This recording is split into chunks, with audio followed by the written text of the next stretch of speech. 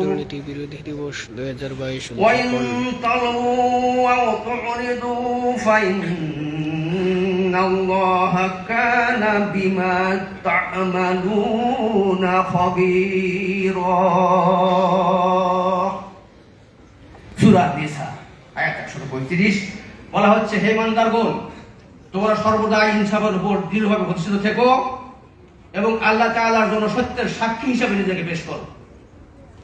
তোমাদের ইনসাফ ও সাক্ষ্য তোমাদের নিজেদের ব্যক্তি সত্তা অথবা তোমাদের পিতামাতা ও আত্মীয় স্বজনদের বিরুদ্ধে গেলেও তবুও তোমরা তা পালন করবে।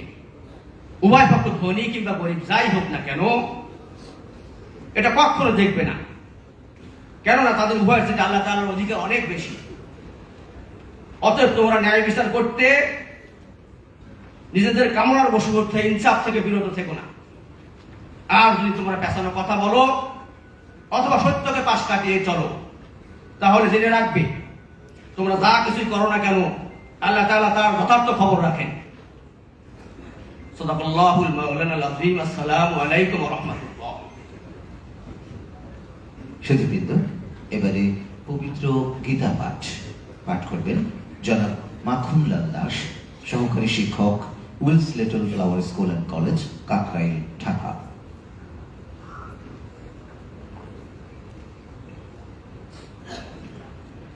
নমস্কার। অজ্ঞানতি মিরান্দস্য জ্ঞানাঞ্জয় শলাকয়া চক্ষুন্মিলিতং জ্ঞান তস্मै শ্রী গুরুবে নমঃ। ওম কৃষ্ণায় বাসুদেবায় হরে পরমাত্মনে প্রণতঃ ক্লেশনাশয় গোবিন্দায় নমঃ নমঃ। ওম নমো ভগবতে বাসুদেবায়। শ্রীমদ্ ভাগবত গীতা থেকে পাঠ করছি। ষোড়শ অধ্যায়, শ্লোক নং 23 ও 24। যৎ শাস্ত্রবিধি মিৎসিচ্চ বর্বতে কামকারত নশ সিদ্ধিম বাপতিষু নৌষং পরাঙ্গতিম তস্মাচ্ছাত্রাং প্রমাণং তে কার্য ব্যবস্থিত জ্ঞাত্রাং শাস্ত্র বিধিনোক্তম কর্ম করতি হরহর্ষি। অনুবাদ: যে ব্যক্তি শাস্ত্রবিধি পরিত্যাগ করিয়া ইচ্ছা মতো কার্য করে সে কখনো সিদ্ধি লাভ করিতে পারে না।